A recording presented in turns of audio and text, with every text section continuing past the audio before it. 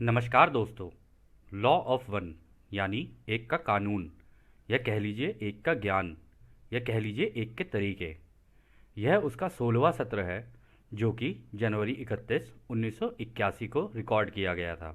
दोहराया जाता है कि इस किताब के द्वारा दी गई सभी सूचनाएं और जानकारियां आप जान भी सकते हैं, मान भी सकते हैं, नज़रअंदाज भी कर सकते हैं और सिरे से खारिज या नकार भी सकते हैं, क्योंकि यह आपकी फ्री विल है या स्वतंत्र इच्छा है जो कि अनंत रचयिता द्वारा आपको दी गई है। एक बात और कही जाती है कि लॉ ऑफ वन पूरी तरह से सबके लिए फ्री है। यदि कोई इकाई या व्यक्ति इसको निजी स्वार्थ के लिए इस्तेमाल करे तो वह उसकी व्यक्तिगत जिम्मेदारी होगी। एक बात और कही जाती है दोस्तों, यदि आप में से कोई भी चाहे इसे अपनी भाषा में परिवर्तित करके दूसरों से साझा करना चाहें तो आप यह कर सकते हैं, क्योंकि यह आपकी स्वतंत्र इच्छा है। बस एक चीज़ का ध्यान रहे कि किसी की भी आज़ादी का उल्लंघन ना हो, क्योंकि यह उनकी स्वतंत्र इच्छा है। तो जैसा कि दोस्तों रा हर बार कहते हैं, अब हम तुम्हारा स्वागत उस एक अनंत रचयिता की प्रेम और रोशनी में करते हैं। अब हम बात करने के लिए तैयार हैं। तो पहला सवाल डॉन करते हैं। मैं एक के कानून का पहला नियम यानी कि स्वतंत्र इच्छा को ध्यान में रखते हुए यह पूछना चाहता हूँ कि संरक्षकों या कह लो गृह रक्षकों ने इस पृथ्वी को क्वारंटीन कैसे किया, या कह लीजिए इसके ऊपर ये लक्ष्मण रेखा कैसे लगाई। क्या ये क्वारंटीन स्वतंत्र इच्छा के अंदर आती है? तो रा कहते हैं संरक्षक या कह लो गृह रक्षक इस ग्रह की तीसरी घनत्वता के लोगों की स्वतंत्र इच्छा की रक्षा करते हैं। वे ग्रह के चारों ओर क्वारंटीन को सक्रिय कर देते हैं, यानी इस लक्ष्मण रेखा को सक्रिय कर देते हैं, ताकि यहाँ के लोगों की स्वतंत्र इच्छा में कोई दखल ना दे सके। परंतु वह स्थिति जो क्वारंटीन लगाने में ज़रूरी होती है, वह आपके लोगों की स्वतंत्र इच्छा की विकृति के कारण उसमें दखल देता है, यानी कि आपके लोगों की सोच इस क्वारंटीन को मजबूत होने में दखल देती है। तो दोस्तों यहाँ पे जो राह कह रहे हैं ना, तो यहाँ पे ये कह रहे हैं कि अगर तुम्हारे दिमागों में विभाजन है ना और एकता नहीं है तुम्हारे दिमागों में, तुम उस एक अनंत रचयिता के बनाए हुए तरीकों का इस्तेमाल नहीं कर रहे हो और ध्यान अवस्था में जाकर सबकी भलाई के लिए नहीं मांग रहे हो, तो ये क्वारंटीन जो है ये कमज़ोर पड़ने लग जाती है, और जब ये कमज़ोर पड़ने लग जाती है स्वतंत्रता की इच्छा का उल्लंघन भी हो सकता है। तो अगला सवाल डॉन करते हैं।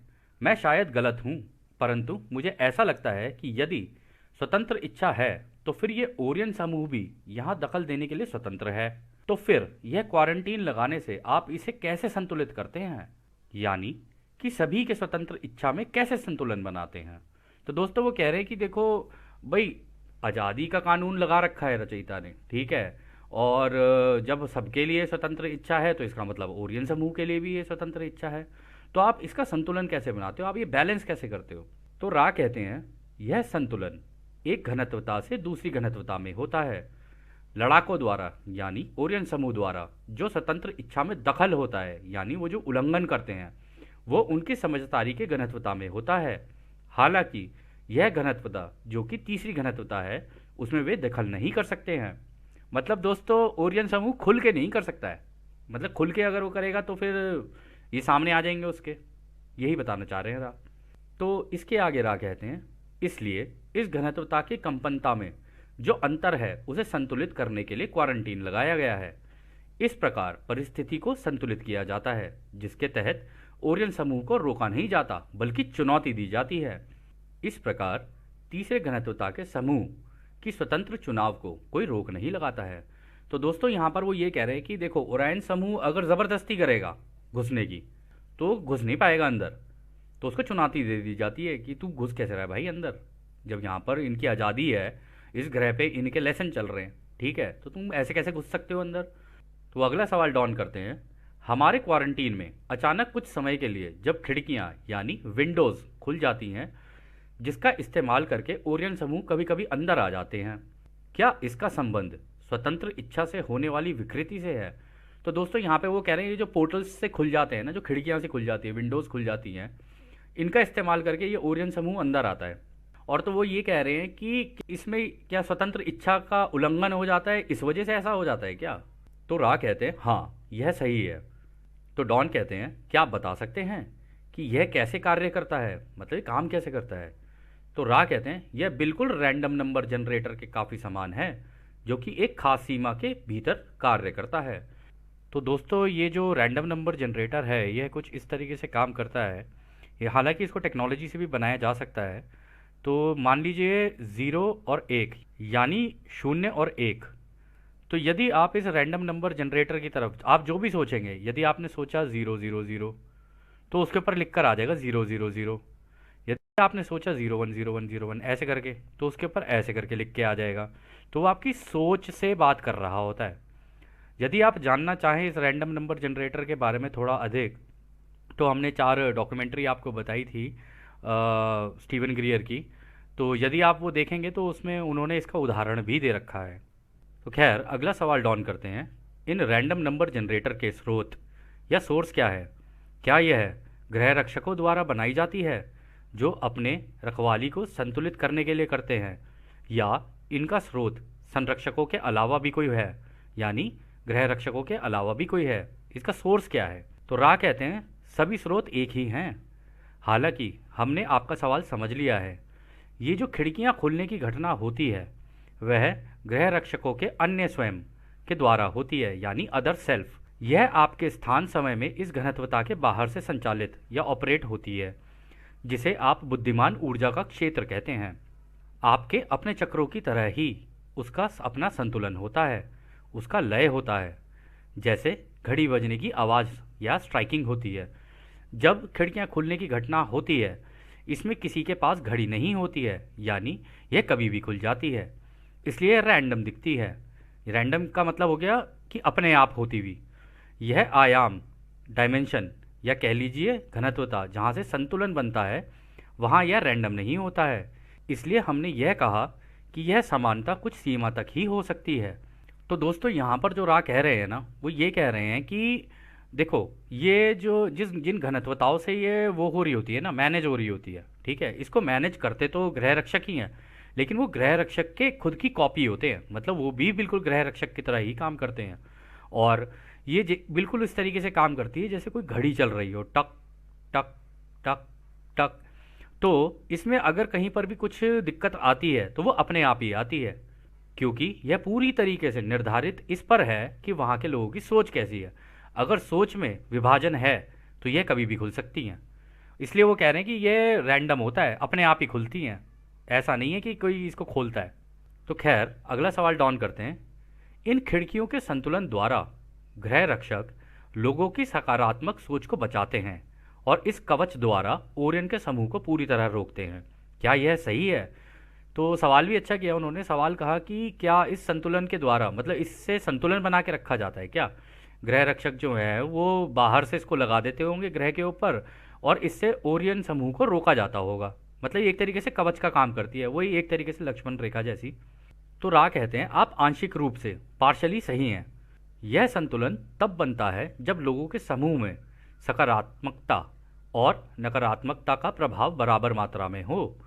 इसलिए आपके इस ग्रह में कम नकारात्मकता की बजाय सकारात्मक सूचना या प्रोत्साहन की आवश्यकता है, क्योंकि आपके लोगों में कुछ हद तक नकारात्मक दिशा में झुकाव ज़्यादा है।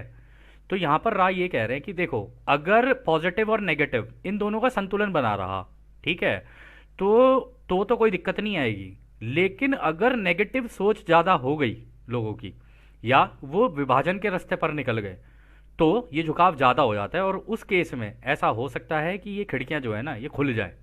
तो अगला सवाल डॉन करते हैं। इस तरीके से पूरी स्वतंत्र इच्छा संतुलित होती है ताकि हर व्यक्ति को बराबर अवसर मिले कि वह दूसरों की सेवा या खुद की सेवा में चुनाव कर सके। क्या यह सही है? तो रा कहते हैं हाँ, ये बिल्कुल सही है। तो डॉन अगला सवाल करते हैं। मेरे ख्याल से स्वतंत्र इच्छा के कानून के बारे में यह काफ़ी गहरी जानकारी है, इसके लिए हम आपको धन्यवाद करते हैं। एक छोटा सा सवाल है, यदि मैं इस सिद्धांत प्रिंसिपल का एक उदाहरण दूं, यदि महासंघ इस धरती पर आए तो लोग उन्हें भगवान की तरह देखेंगे, जिससे उनकी स्वतंत्रता के कानून का उल्लंघन होगा और उनका ध्रुवीकरण कम हो जाएगा। मैं अनुमान लगाता हूं कि वही स्थिति तब भी होगी जब ओरियन समूह उतरेगा। यह उनकी ध्रुवता खुद की सेवा की तरह कैसे प्रभावित होगा? यदि ओरियन समूह यहाँ धरती पर आ जाए और खुद को भगवान की तरह जाने जाने लगे। तो रा कहते हैं ओरियन के समूह की धरती पर उतरने की घटना से लोगों के ध्रुवीकरण पर गहरा असर होगा। उन लोगों का झुकाव खुद की सेवा की तरफ होने लगेगा। पिछले अवसर का बिल्कुल उल्टा जो आपने कहा था, यानी कि तब जब महासंघ के लोग उतरते। तो दोस्तों यहाँ पर राय ये कह रहे हैं कि अगर ओरियन समूह भी अपनी लैंडिंग यहाँ कर दे, ठीक है, तो वो हो सकता है कि अपने आप को भगवान की तरह दिखाने लग जाए, ठीक है, जबकि रचयिता तो तरंगे हैं, ठीक है। तो ये कौन है जो अपने आप को क्या कहते हैं भगवान की तरह दिखाने की कोशिश कर रहा है।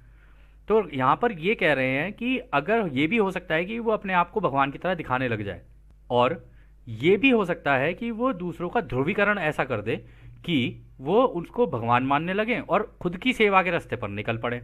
और उन्होंने ये कहा ये बिल्कुल उल्टा होगा। अगर महासंघ के लोग उतरते तो ऐसा नहीं होता। महासंघ के लोग तो यही कहते हैं कि भाई अनंत रचयिता एक है, अनंत रचयिता एक है, हम तो उसके दूत हैं। तो अगला सवाल डॉन करते हैं, यदि ओरियन समूह उतरने में समर्थ हो जाता है तो क्या इससे उनकी ध्रुवीकरण में बढ़ोतरी हो जाएगी। मैं इसे इस तरह समझने की कोशिश कर रहा हूं कि क्या यह उनके लिए बेहतर नहीं होगा कि वे पर्दे के पीछे से काम करें और हमारे ग्रह से ऐसे लोगों को ढूंढें जिनका झुकाव खुद की सेवा की तरफ अपनी स्वतंत्र इच्छा से हो। ओरियन समूह के लिए यह भी अच्छा होगा कि वह धरती पर उतरे और अपनी शक्तियों का प्रदर्शन करें, तो लोग इससे ज़्यादा पसंद करेंगे। तो रा कहते हैं पहले उदाहरण में यदि हम देखें तो ओरियन समूह के लिए यह तरीका ज़्यादा समय के लिए लाभदायक होगा, क्योंकि यह धरती पर उतरकर एक के कानून का उल्लंघन नहीं कर रहे हैं और इस प्रकार से वह इस ग्रह में अपना काम भी करते रहेंगे। तो दोस्तों यहाँ पर डॉन ने जो सवाल किया, डॉन ने कहा कि भाई ये ज़्यादा उनके लिए सही नहीं रहेगा कि चुपचाप पीछे से पर्दे के पीछे से काम करते रहें और किसी को बताएं भी ना, और जो लोग खुद की सेवा के रास्ते पर हैं उनको अपना अपना सारा कुछ देते रहें, और ये क्या कहते हैं उस तरीके से अगर काम करेंगे तो शायद ज़्यादा उनके लिए बेहतर रहेगा। तो दूसरे पार्ट में उन्होंने ये भी कहा डॉन ने कि अगर वो धरती पर पूरी तरीके से अपनी लैंडिंग कर दे और अपनी शक्तियों का प्रदर्शन करे, अपनी टेक्नोलॉजी से ये कर दे, अपनी टेक्नोलॉजी से वो कर दे, तो शायद इस केस में लोग इसको ज़्यादा पसंद करेंगे और हो सकता है उसकी दिशा में भी निकल जाए। परंतु राय ये कह रहे कि देखो ओरियन समूह के लिए ये चीज़ तो ठीक है कि वो पीछे से ही काम करे, तो वो उसके लिए ज़्यादा लाभदायक रहेगा, क्योंकि ऐसे में वो खुद नहीं कर रहा है, दूसरों से करवा रहा है, ठीक है, और वो भी उस तरीके से कि वो अपनी खुद की इच्छा से कर रहे हैं। और इस तरह से अगर वो काम करते रहें तो ये ज़्यादा प्रभावी साबित होगा। तो आगे राह कहते हैं दूसरे परिस्थिति में यदि वह बड़ी संख्या में धरती पर उतरे तो उनका ध्रुवीकरण नीचे भी जा सकता है, क्योंकि इस तरह वह पूरे ग्रह की स्वतंत्र इच्छा का उल्लंघन कर देंगे। यद्यपि यह एक तरह का जुआ भी हो सकता है। यदि उन्होंने ग्रह को जीतकर अपने साम्राज्य में ले जाने की कोशिश की तो उस ग्रह में स्वतंत्र इच्छा दोबारा स्थापित कर दी जाती है। इस प्रकार ओरियन समूह के इस गतिविधि को रोक दिया जाता है। भ्रम का कानून या कह लो कन्फ्यूजन का कानून या कह लो आज़ादी का कानून को तोड़ने के कारण उनकी इस आगे बढ़ने की इच्छा पर रोक लगाई जाती है। तो दोस्तों यहाँ पे रा जो कह रहे हैं ना कि अगर वो ऐसे खुलकर करेंगे, ठीक है, तो इसका मतलब पूरे ग्रह की आज़ादी का उल्लंघन हो चुका है, और जैसे ही ग्रह की आज़ादी का उल्लंघन होता है तो फिर इसको दोबारा स्थापित किया जाता है, फ्री विल को, यानी आज़ादी का ये जो कानून है इसको दोबारा स्थापित किया जाता है। यानी अगर उसने आज़ादी का उल्लंघन कर दिया तो फिर तो युद्ध की स्थिति सी हो जाती है, आपस में आमने सामने हो जाते हैं ये कि तुमने आज़ादी का उल्लंघन कर दिया, और लोगों को ये पता चल जाए कि हाँ जी हमारी आज़ादी का उल्लंघन हो गया है। तो इस केस में क्या होता है कि ये होता है ना, जैसे हमें हमारे बड़े बूढ़े लोग कह के गए थे, जब अधर्म बहुत बढ़ जाता है तो धर्म की स्थापना दोबारा की जाती है। तो ये उसी तरीके की कुछ बात यहाँ पे हमको लग रहा है जैसे चल रही हो। तो वो कह रहे कि अगर उन्होंने करने की कोशिश की तो फिर इस पर रोक लगाई जाती है, मतलब हम फिर घुस जाते हैं पूरे के पूरे इनके आमने सामने हो जाते हैं बेसिकली। तो अगला सवाल डॉन करते हैं, आपने ओरियन समूह के संबंध में साम्राज्य यानी एम्पायर शब्द का उल्लेख किया है। मैंने कुछ समय के लिए सोचा है कि स्टार वॉर्स नाम की एक फिल्म में भी कुछ इसी तरह से बताया गया है कि दरअसल क्या हो रहा है। क्या यह सही है? तो रा कहते हैं ये बिल्कुल उसी तरह से है जैसे हम साधारण रूप से बच्चों की कहानियों की तरह इन सब के बारे में समझाते हैं। तो दोस्तों यहाँ पे ये जो कह रहे हैं स्टार वॉर्स की, तो स्टार वॉर्स काफ़ी समय पहले 80s में भी आई थी, 90s में भी आई, इस तरीके की कई कई चीज़ें आई। और यदि हम लोग अपना भी देखें, हम तो केवल अपनी सीमित जानकारियों के हिसाब से हम महाभारत जानते हैं, हम रामायण जानते हैं। यदि कोई और किसी और धर्म का है तो वो उसे अपने धर्म की तरीके से देख सकता है। तो इस केस में यहाँ पर वो ये कह रहे हैं कि ये तो तुम्हें कहानियों की तरह बताई गई है, मतलब ये कि वो इसको अपने साम्राज्य में लाने की कोशिश करे। तो वो अगला सवाल डॉन करते हैं, क्या वो इकाई जिनका झुकाव खुद की सेवा की तरफ है, उनकी कटाई भी उसी तरह होती है जिस तरह दूसरों की सेवा करने वालों की कटाई होती है? तो रा कहते हैं, कटाई तो सिर्फ एक ही होती है। सिर्फ वही चौथी घनत्वता में प्रवेश कर पाता है जिन्होंने एक रचयिता को ढूंढने के लिए अपने रास्ते चुन रखे होते हैं कि उन्हें किस दिशा में जाना है। तो दोस्तों यहाँ पर राय ये कह रहे हैं कि देखो भाई, हार्वेस्ट तो एक ही होगी, ठीक है। अब सबने अपने अपने रास्ते चुन लिए हैं। जिसने अपने रास्ते नहीं चुने तो रा ने पहले ही कह दिया था कि ये ग्रह खाली हो जाएगा, या हो सकता है अभी आगे कह दे कि ये ग्रह खाली हो जाएगा। तो जिन लोगों ने अपने रास्ते चुन लिए हैं ना, उनकी कटाई उसी दिशा में हो जाएगी, मतलब वो उसी तरीके के सतयुग में जाएंगे। तो अगला सवाल डॉन करते हैं, अच्छा तो जैसे हम चौथी घनत्वता में प्रवेश करेंगे वहाँ विभाजन हो जाएगा, यानी कि वे सारे लोग जो चौथी घनत्वता में जाएंगे वह किसी ग्रह या स्थान में जाएंगे जहाँ उनमें से कुछ लोग जो दूसरों की सेवा वाले होंगे वो अलग ग्रह में जाएंगे, और कुछ लोग उस जगह जाएंगे जहाँ खुद की सेवा करने वाले लोग होंगे। क्या यह सही है? तो रा कहते हैं हाँ, यह सही है।